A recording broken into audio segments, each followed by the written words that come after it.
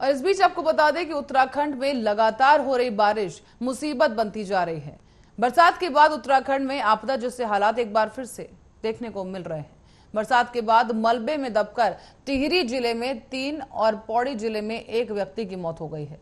देहरादून में भी अतिवृष्टि के बाद 5 समेत प्रदेश भर में 13 लोग लापता हो गए हैं। अब मलबे में करीब 1 दर्जन मकानों को भी नुकसान पहुंचा दिया है और कई जिले ऐसे हैं जहां नालों के उफान पर आने के बाद सड़कें भी बह गई हैं। भारी बरसात के बाद गंगा, काली और सरयू जैसी तमाम नदियां उफान पर हैं और भूस्खलन से केदारनाथ हाईवे समेत प्रदेश भर में कई सड़कें बंद हो चुकी हैं।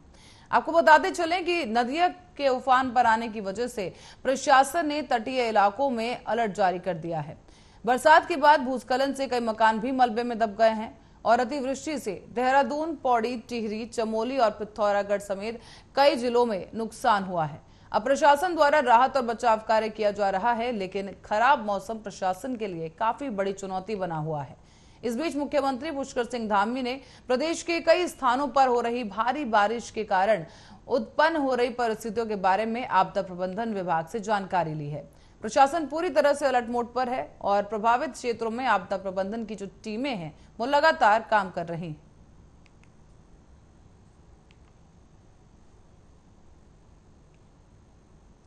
और अब रुक करते अगली खबर की ओर, जो कि सिलवानी से है। सिलवानी तहसील के चैनपुर गांव से खबर है, जहां पर एक दिल दहला देने वाली तस्वीर सामने आई।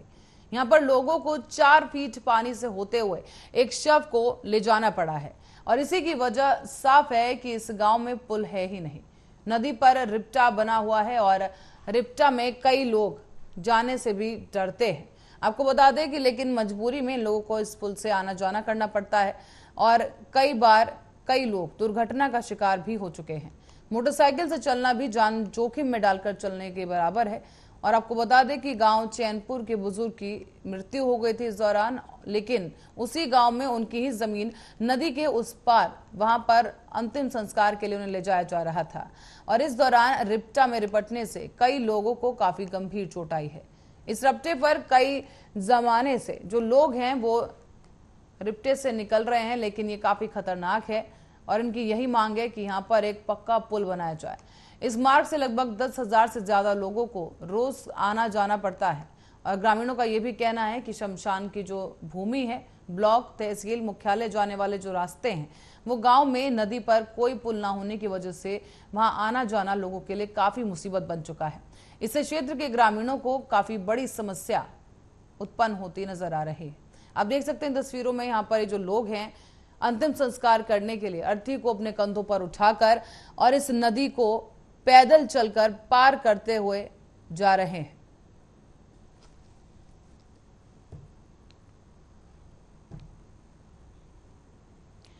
और अब रुक करेंगे मध्य प्रदेश की कुछ बड़ी खबरों की ओर। यहां आपको बताते चलें कि गृह और जेल मंत्री डॉक्टर नरोत्तम मिश्रा ने एक प्रेस कॉन्फ्रेंस की और एक बार फिर से उन्होंने कमलनाथ को घेरा है। साथ ही साथ इस दौरान उन्होंने प्रदेश में कोरोना की मौजूदा स्थिति की भी जानकारी दी और आंकड़े साझा किए।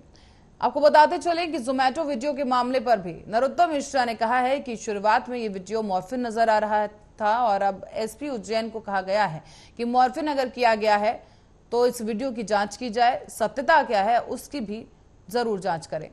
साथ ही इस बीच उन्होंने कांग्रेस के राष्ट्रीय अध्यक्ष बनाने पर कहा है कि 3 साल में जो पार्टी अपना अध्यक्ष नहीं बना पाई हो उसका भविष्य क्या होगा।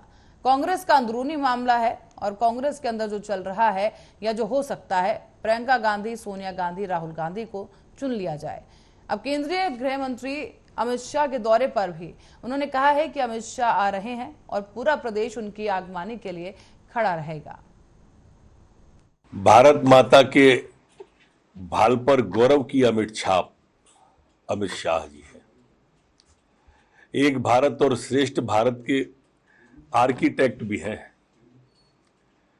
साहस, कौशल्य और विनम्रता की त्रिवेणी माननीय अमित शाह जी है। मध्य प्रदेश में आ रहे, पूरा का पूरा प्रदेश माननीय अमित शाह की अगवानी के लिए आतुर है।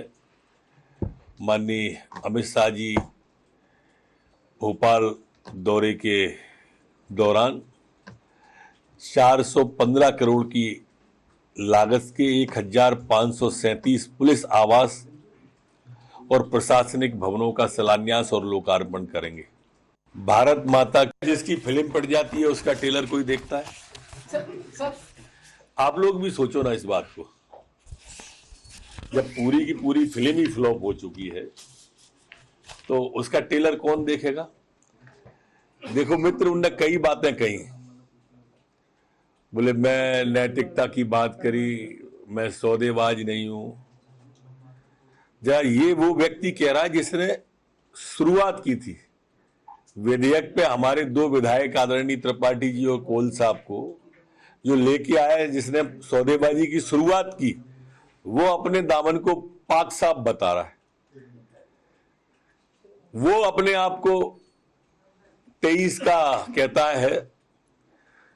अभी 1 महीना हुआ है क्रॉस वोटिंग को, 14 विधायक क्रॉस वोटिंग कर गए।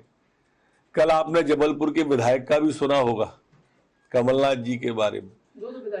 दो विधायक नहीं, 54 विधायक हो गए अभी तक कुल उनके नेतृत्व में, अगर गिनोगे एक एक करके आप, जो किसी न किसी रूप में कहीं ना कहीं वो खुद कह चुके हैं कि मैं 23 में दिल्ली चला जाऊंगा। तो इससे अब ये क्या है, दोनों व्यक्ति हैं, इन पे उम्र हावी हो रही है। कुछ तो भी कभी तो भी कहीं तो भी बोल देते हैं, हर वर्ग को धोखा। 3 साल में जो पार्टी अपना अध्यक्ष नहीं बना पाई हो, उस पार्टी का भविष्य क्या होगा आप इससे अंदाजा लगा सकते हैं। कार्यकारी अध्यक्ष के भरोसे चल रही है जो पार्टी, उस पार्टी का भविष्य क्या होगा इससे आप अंदाजा लगा लें। वैसे तो ये कांग्रेस का अंदरूनी मामला है, हमको ज्यादा कुछ नहीं कहना है, पर वास्तव में अब इस तरह का जो कांग्रेस के अंदर चल रहा है नाना करने का, हो सकता है अब वो प्रियंका जी राहुल जी, या प्रियंका जी और सोनिया जी मिलकर राहुल जी को तैयार कर ले।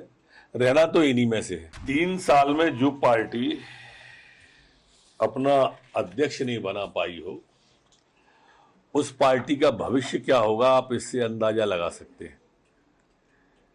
कार्यकारी अध्यक्ष के भरोसे चल रही है जो पार्टी, उस पार्टी। और अब बढ़ेंगे अगली खबर की ओर। यहां मध्य प्रदेश के पन्ना से एक खबर है, जहां 24 घंटे से लगातार बारिश हो रही है और इस लगातार हो रही बारिश की वजह से जिला अस्पताल प्रबंधन की भी पोल खुल चुकी है। दरअसल झमाझम बारिश ने चिकित्सालय प्रबंधन की जो पोल खोली है, इसके आधार पर मैटरनिटी वार्ड समेत पानी पानी हो चुका है ये जिला चिकित्सालय। और आपको बता दें कि इस बीच जो प्रसूता महिलाएं हैं उन्हें सबसे ज्यादा परेशानी हो रही है।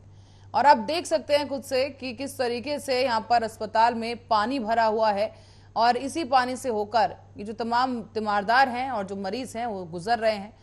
और इसी बीच सबसे ज्यादा जो तकलीफ और जो परेशानी हो रही है वो गर्भवती महिलाओं को हो रही है जो यहाँ पर प्रसव के लिए पहुंची हैं। बता दें आपको कि गैलरी में पानी भरा हुआ है बारिश का, और यहाँ पर पैर फिसलने से कोई अप्रिय घटना भी घट सकती है। कई साल पुराने इस बिल्डिंग की जो छत है वो टपक रही है और इसी वजह से छत की सीलिंग में लगे हुए इलेक्ट्रिक वायरों से भी पानी टपक रहा है।